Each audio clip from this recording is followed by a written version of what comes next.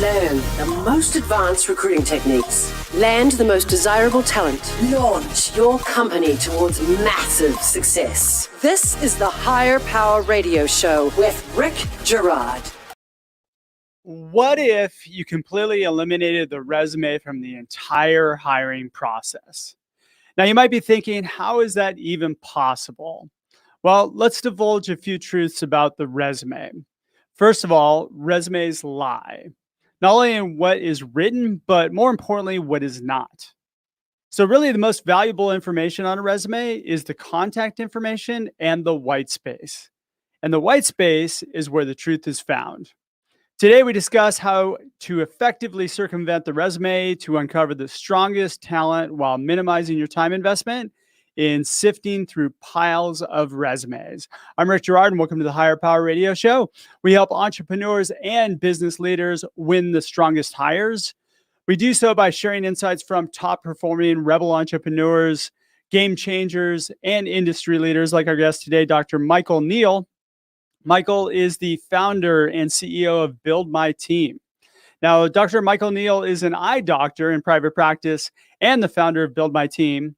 After years of struggling with bad hires, he invented a scientific assessment system to predictably discover diamonds in the rough, all without looking at resumes.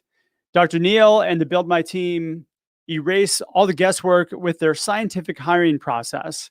They remove those who can't do the job using their unique combination of scientific assessments for mindset, learning speed, motivation, strengths, and talents. This saves business owners valuable time and eliminates the high turnover, which is what makes Michael the perfect expert for today's topic. Michael, welcome to the Higher Power Radio Show today. Hi, Rick. I'm super excited to be here today. Yeah, I'm super excited to have you. One of these days, I just want somebody to say, man, I'm so bummed I'm here. Not today.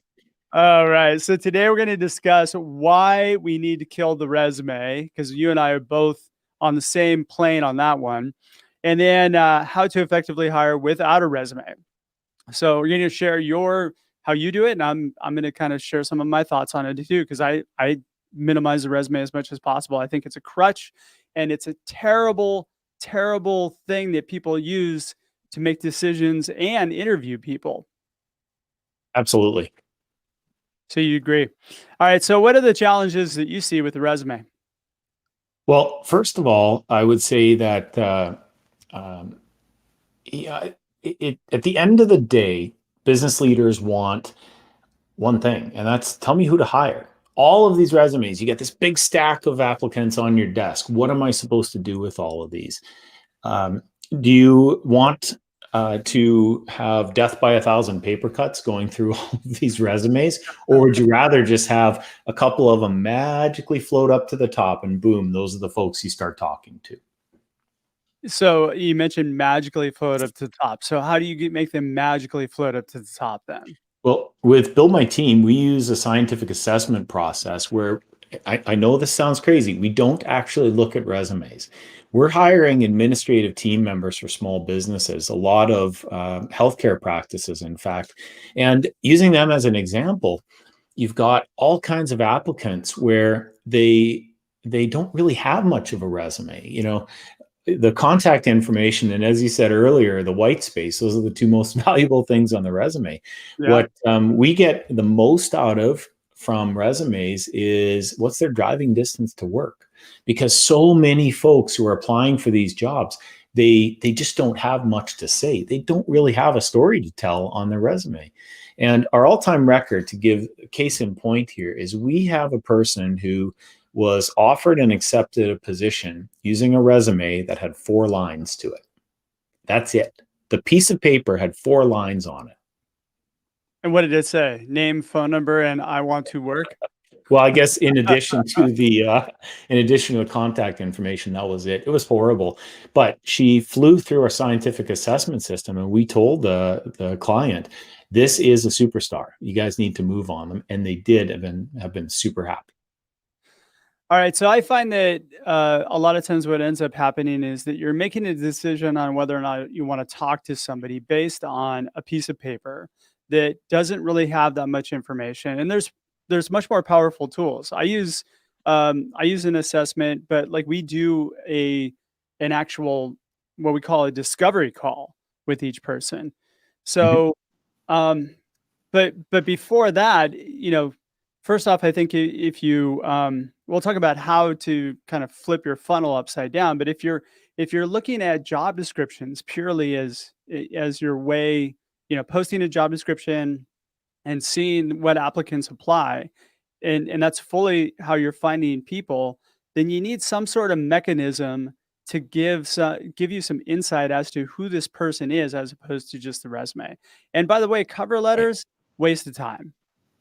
They're just people write a cover letter and they send it over and that's pretty much it. Yeah. So we kind of built in, and I learned this years ago, a call to action at the end of it, which I find is highly valuable because you give somebody a little bit of homework. It's not an assessment, but give me a quick snapshot of who you are and Sure. why you're interested in us, right? Yeah, and we find that most people can't do that. So we don't ask them who they are. We run them through the assessment process, and the process tells us who they are, not who they're representing, not who they would like to be in an interview or otherwise. And by doing that, we actually see who the person truly is, not what the resume is telling us they are, not what they, as I said, they're telling us the picture they want us to believe, the archetype, if you will, of who they think they are in an interview. No, none of that stuff. We don't even go through that. Before our clients, when they get our version of our replacement of the resume, it's called an insight report. We send that to the client, and that's what is on paper about the person. That's who they are. We have how they're going to perform in a work environment so dialed in that it's about 97% accurate. And we are doing things like predicting their mindset. We're looking at how fast they learn, a bunch of critical performance factors, and then predicting how they're going to operate in the work environment. It has completely replaced the resume for us. Well, that's great because again, so if somebody's applying, they're basically going through the application process then, and they're doing the assessment at the same time, devoid of Yeah, having to submit a resume. correct. Okay. Mhm. Yeah, see, I find this is really valuable content, especially for people who are not actively looking for a job. We do a lot of recruiting, and the thing is, like, our assessment of a person in that conversation is far more valuable than a resume, right? Right. And I find a resume is a crutch that is leaned back on. So walk me through your resume. People don't know what to ask in an interview, so they look at the resume and go, okay, well, walk me through your last job, and they use that as the crutch to essentially conduct the Right. interview. Yeah, and what they're really looking for, I mean, they could just rephrase the question. So, sir or madam, what are you exceptional at? And can that exceptionality be applied to our business? Yes or no? That's really what you're looking for. The resume doesn't tell you any of that. In fact, we jokingly refer to it as a fictional failure file, because if they were so terrific at each of these positions that they've been in, wouldn't they still be there? Wouldn't Fictional they be failure. excelling in those positions? Of I course they love would. that. You know what? Well, I'm gonna start coin like, can I borrow that from you? You can. A I resume is a advise you to fictional use the failure file. fictional failure file. Yep. Love it. Love it. All right. So why is this important to a company that they shy away from using resumes? Because I would I haven't. say, Go ahead. yeah, right off the bat, how well is it working for you so far? I mean, we all know the answer to that. You really need to be open-minded to a different method of getting the results that you're looking for. The scientific assessment method is far more predictable. It is superior for our company. It's superior in every single way. And we have the process dialed in to find administrative superstars so well. Like I said, we don't even look at the resume anymore. In fact, our statistical analysis of our process has shown that when our team members, we used to look at the resumes, it provided bias and just general decision making bias where we wouldn't pick the superstars. Instead, we would pick people who could write good resumes. That's a key point. Bias. The resume creates bias from the get-go. I mean, if you think about it, everything from the school you went to the company you work at right now, Sure to the does. buzzwords and bullshit you have on your resume. It all creates a picture that is not accurate in most cases. Correct. Yeah, And I've seen people absolutely. who have great resumes that are just they're not very good. And I've seen people who have the worst resumes in the world, and they're fantastic. They're phenomenal humans. They're too busy working to sit down and, like, even, fathom putting together a resume. They just don't care about it. Right, exactly. I mean, if you were applying for a desktop publishing position, I think maybe an awesome looking resume, part of your portfolio. But that's not how it works in the rest of the world. Or if you're They writing they gotta resumes go. for a living. Exactly. Yeah. Yeah, then you've got one outcome you need there. But for regular business owners, small business owners, what we're looking for is how do we find those superstars? And a resume really has nothing to do with it.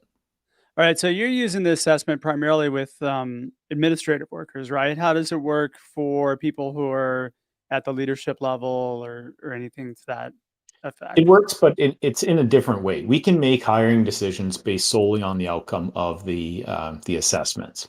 We have Can you? positions that are incredibly well defined on a senior leadership level. Like for example, if we're looking at um, folks in a leadership position within an eye doctor's practice, a dental practice, any of the healthcare private practices, which we do really really well with. Um, that type of assessment information is used as part of the decision making process. Wait, now, So so is are all dental practice or medical practices are all they all pretty much cookie cutter box the same? I mean, because you have a culture that you have to hire around as well. You need somebody who can deal with the doctor or whoever's kind of heading up the business. yeah, absolutely. Sometimes dealing with the doctor requires it's a special treat. And in fact, one of the things we're measuring is how a person responds to stress, because in a healthcare environment, it is extremely stressful. So we are we are using this information for very specific roles. So, for example, a secretary in a busy medical practice, that is not an easy job. They have to be able to do a whole bunch of things that, let's say, somebody who might be a medical biller or a technician or any type of other environment. And what you end up finding out is that in all of these practices, they are extremely similar. Now, healthcare as a whole requires a secretary for almost everybody, and they need these certain types of skill set. It doesn't matter if they're in eye care, dentistry, podiatry, audiology, it doesn't matter where they might be. Those skill sets are common and they're shared across the private practices. So each different healthcare subspecialty, of course, has certain things that make it special. However, those are kind of like the 90%. I'm sorry, the 10% on top of the 90%. They're kind of the cream on top of the cake. We're looking for the cake. So basically, you're using the actual interview then itself to make sure that somebody aligns with the culture. We do only at the very end, and the interviews that we do are only after the assessments. So our funnel, Yeah, I get the our I get the fact you're doing the assessments first to make sure that yeah. you're finding somebody who's good, but then how are the doctors or the offices effectively interviewing them to make sure that they fit from a cultural perspective? Sure. As part of the starting process with our clients, we will ask them a bunch of questions. In fact, mildly profiling their culture. So, for example, is this doctor the type of doctor where you have to be highly stress tolerant in order to work with them? A difficult All person. doctors. I can neither confirm nor deny, but we need to know that up front. On the other hand, some doctors are absolutely a cinch to work with. And we need to know that's the culture of the healthcare practice. So we can dial that in, and then we're selecting the applicants that we know are going to be a great fit for that particular practice itself in addition to the position itself. Okay, so it's primarily though then from the skills perspective, or the soft skills, hard skills and soft skills. Not so much skills, but talents and strengths and what they're naturally good at. That's what our assessment process focuses on. And I'll give you an example from our own practice. It used to take about 6 months to get one of our team members up and running. We have it now down to approximately 2 weeks for them to be basically up and running. And then from an advanced level, it runs to be about 4 to 6 weeks, depending on the position. And we were able to do that just by selecting the types of the type of assessment in order to narrow that down and focus on being able to achieve those results. Got it. All right, you're listening to the Higher Power Radio Show. I'm your host, Rick Girard. And for our podcast listeners, we're going to take a quick educational moment from our sponsors. Hey, check out stridesearch.com. There you'll find the link to pre-order Healing Career Wounds, which will be released on May 20th. Let it be your startup secret weapon to winning the strongest hires. Our guest today is Michael Neal. He is the founder and CEO of Build My Team, and we're discussing eliminating the resume, which I love this subject because, quite frankly, I think resumes are the devil. All right. So we just talked a little bit about why it's important to eliminate the resume from your practice, but now we're going to talk about how to solve this problem. So, Michael, lay out for me step by step how you can advise our audience to essentially be comfortable enough to eliminate the resume and be able to hire the right people. Sure.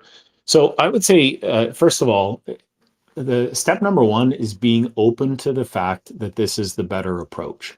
Let's face it, if you're not open to it, nothing's going to move you off of where you're at. You need to break the inertia, because we've all been trained that this is how we hire. We post a job, we get resumes, we sort through the resumes, we curse the resumes. By the way, That's not recruiting people. That's like posting and praying, which is not right. a good method. And statistically, your best options for finding people are, number one, working through your referral network, number two, actively recruiting, and then posting and getting people off of that model. So you got to flip the funnel if you really want to be effective and save your time.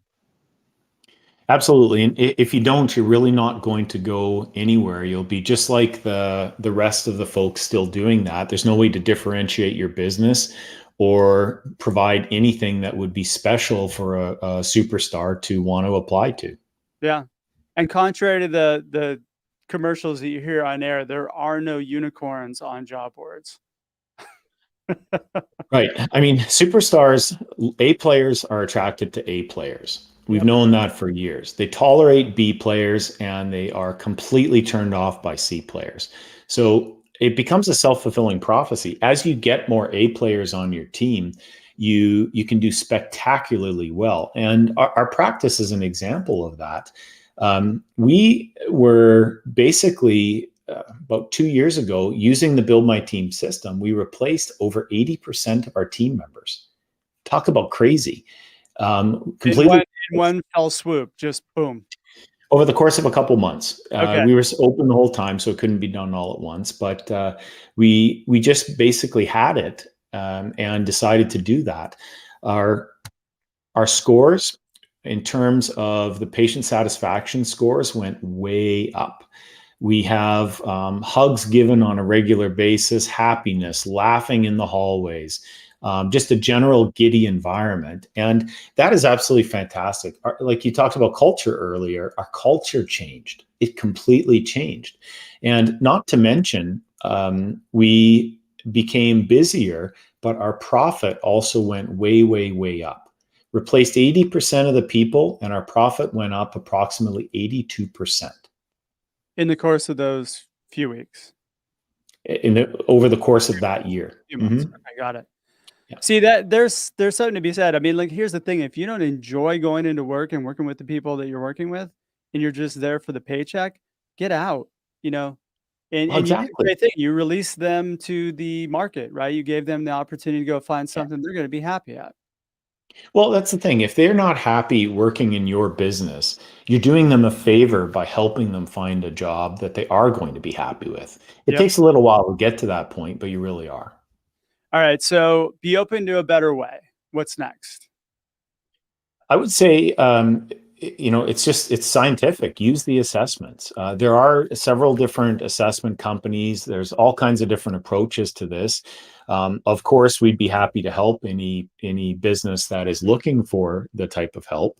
But I would say that the assessment process, stay away from the personality assessments. Those don't work. They're not going to get you the results that you think they are. You're So, like, looking the for. DISC profiles and the, what is it? Yeah, they most definitely have their place, and I do have strong opinions about those, but they're going to get you into a trap where you think you're going to get the right person, and generally you don't. So, for example, um, we hear a lot from clients that they want a super happy, friendly secretary. Well, yes, you do. However, if you have a personality test that says that this is the bubbliest human on planet Earth, and you put them into a medical practice, if they can't answer the phone while typing, while scheduling an appointment, while doing 5 other things, and a whole host of other naturally, just naturally gifted talents and strengths, they're going to fail. They will they will be terrific at one thing, but they're going to fail for the rest of it. So So which that's where you need assessments more of a then are the most well-rounded. useful? Pardon me? Which assessments then are the most useful? Well, our approach, we customized it for administrative type talent. So I can't extrapolate to the entire job market. Of course, there are companies that exist to do exactly that. But for, let's say, executive assistants or anybody who works in a medical or a healthcare type environment, our approach has been customized for that. Okay. But, I mean, so are there specific things that you're looking for that makes a really good, administrative professional? Yeah, right off the bat, we start out with a mindset assessment. And this is Okay. a little counter to how we'll call it the general approach normally works. What we're looking for is a person who has a mindset to serve. And what I mean by that is they're coming into work every day thinking about how they can please people, how they can help, they can serve the folks they're responsible for. Things like, do they have initiative? Are they grateful and appreciative? Are they team players? Do they believe in entitlement? I'm sure you could do a whole special on that. I am anaphylactically, let's just make this clear. I am allergic to entitlement. I can't stand it. If you think, and You this and is me where both, brother. well, it becomes a little entertaining, but if you're God's gift to my healthcare practice, you're out. We at that point, you think that it's all about you. It's not. It's all about the patient. And in regular non-healthcare businesses, it's all about the customer. I mean, Jeff Bezos says it best. He built Amazon based solely on that. So Yeah. there are a couple things like that where we just categorically remove those people from the equation. Okay. So that's great input. So you've used the assessments. What would be the next piece? I would say you really reverse engineer what the right person looks like. And when don't worry about the look side of things. I misspoke when I said that. What I mean is, what is in marketing, it's called avatar, or what is the type of person that you're looking for? And we all know it. So again, with a secretary, picking on that position, or an executive assistant, you want certain things in those roles. So spend 15 minutes thinking about the best employee you ever had in that role, and what were they like in terms of an average day? What strengths and talents did they possess?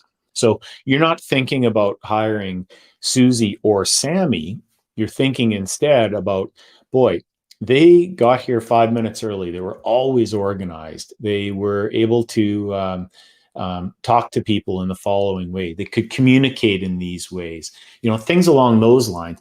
Build that archetype of the person you're looking for, and then when you have that, you know that when you run into those people through your assessments, you can fill those positions and be quite happy with the results. So when you're looking at what the right person looks like, it's what the right person looks like for the business, right? Not Yeah. opposed as opposed to what you think the right person is, right? I find this is a Yeah. challenge often with entrepreneurs is, we'll get somebody who'll say, "Well, I really want somebody who works out of, Amazon or Facebook or, and they have to have gone to school here." And, those to me, I call vanity hires, and Yeah. they often do not work out. Right. There's an Elon Musk quote, and I know he's a polarizing figure. However, he doesn't care what your school is at all. He'll hire people, essentially out of high school to do crazy things with rockets or whatever. Mhm. Um, I agree with that philosophy completely. We don't, and we're practicing it at the company. You were given a natural skill set and talent set and things that you wake up in the morning, you go into work and you're like, that was easy. I don't know why everybody thinks that was hard. Like, why are Yeah. you guys all looking at me? I know that this only took 5 minutes and everyone else took 2 hours to do it, but this is just natural. They don't think anything is special. That's one of the keys that you're looking for. And when you can run into that type of mentality and that type of person applied to the position that requires it, magic gets made. And that's what we've been able to do with our assessments. Yeah, well, you said so, it's how the person is positioned too, because a lot of times when you have these, what I call discovery calls, when I have discovery calls with people, um, I'm finding out exactly where they're positioned, what they want to do, what their pain is in their current job, and what do they desire doing? Like, what do they really like doing? What are they going to wake up in the morning happy to do? And people will Mhm. tell you this if you ask them, Right. especially in the beginning. Um, the challenge is just getting out of that, like you said, shift that mindset and get out of you selling your job and find out about the person, kind of humanize the process. Yeah, absolutely. And our at Build My Team, our assessment process is set up to essentially find those natural strengths and talents where they just get up in the morning and think, this is great. I can't believe somebody's paying me to go do this. It's so easy. Yeah, exactly. And the last piece would be what? The interview? We do the interview only at the end in order to make certain that everything that we think is actually the case. And that's pretty much a foregone conclusion at this point. There are some things that come out of a discussion that you can't get through an assessment process. And some of that is our secret sauce, of course. However, it's necessary. And so in these discussions with the finalist candidates, um, you can usually see, like, let's say if there's 5 finalist candidates, 1 or 2 of them are going to rise to the top. And that comes from the information you get from the video interview Okay, but or the in-person what thing. specifically are you pulling out? Like, what are you going for exactly in that video How interview? the amount of confidence they represent themselves with. Let's say, again, for a secretarial position, if they're an executive assistant, I would be looking for a little bit more of the serving type approach, where their goal is to take care of people. Are they empathetic? Are they stone cold? No personality. Certain things like that will match better with other people, and So, so we are get. you actually designing the interview questions to pull out, evidential Yeah. data to support that? Is that kinda what you're saying? Yes, and that is the main focus. The secondary focus that comes along with that is to get them talking. Oh, It's yeah. to start a conversation that is a little bit more open ended. Like, one of my favorite questions that we ask is, if you could do anything in the world, what would it be? And you see people lean back. Whether this is in person or on a video, they just lean back, take a little deep breath, stare off into space, and then boom, out comes their response. And most of them have something that's a little bit different from what they're applying for, obviously.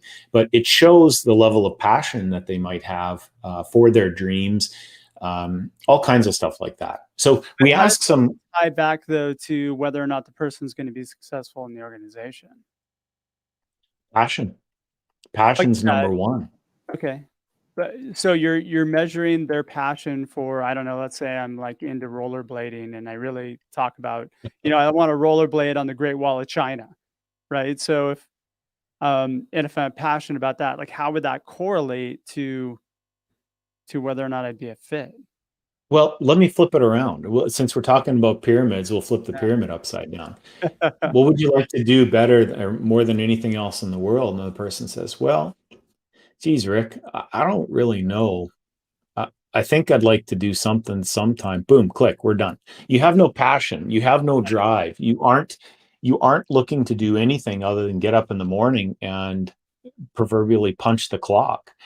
No, that's not a superstar approach to life. So I don't care if you get up in the morning and you say you want to drive a school bus. I mean, personally, not for me, but if you are incredibly passionate about driving a school bus, that's what we're looking for. I love that. All right.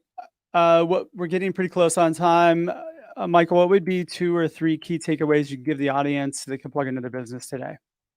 Yeah, I'd say the first one is that the stress that you're under as a business owner, especially a small business owner with hiring, it's completely avoidable. You don't have to be under that stress. Yep. So there is a way to get out from this misery and this craziness.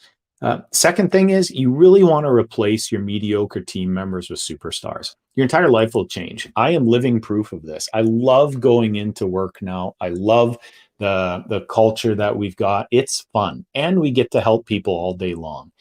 And then the third thing, just as a take home, is you don't have to believe me on any of this stuff. The fact is we replaced 80% of our team members. We nailed all of these incredible results, 82% profit increase while having more fun. And we went all the way through COVID, stayed open the whole time, and was able to completely nail our patient care at our healthcare practice. So again, you don't have to do this yourself. There is a way out. And for those of you who like data, that's a great statistic, right? I mean, that you're living proof of that working. Michael, thanks so much for your time investment today. And I want to welcome you to the Higher Power Radio community. Now, what would be the best way in which members of our audience can find you, Build My Team? How can they reach you? Yeah, absolutely. So the best way would probably be to go to our website. It's www.buildmyteam.com. That's www.buildmyteam.com. Or you can just call, use the telephone. That's a great old ditty. So it's 800-434-TEAM. That's 800-434-8326. And we'd love to talk with you. Find out how we can help and how we can help serve your business and really remove that stress from your life. All right. I want to thank this week's audience for tuning in to this week's episode of Higher Power. Quick thanks to our team, Brian Colburn, Andrea Ballin, and Ayla Gerard. Please subscribe, review, and share the podcast. We're listening. We welcome your feedback after all this shows for you.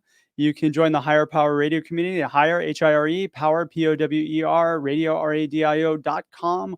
Or you can send me an email at rick@stridesearch.com. Tune in next Tuesday. Our guest is going to be Vanessa Klein. Vanessa is an executive recruiter and partner for Calibre One. I'm your host, Rick Gerard, and you have been listening to the Higher Power Radio Show. Aloha. Aloha. Thank you for listening to Higher Power Radio. Catch our LinkedIn Live show every Tuesday at noon or download the podcast on iHeartRadio, iTunes, YouTube, or your favorite podcast platform. We appreciate you joining us on Higher Power Radio with your guide to recruitment success, Rick Gerard.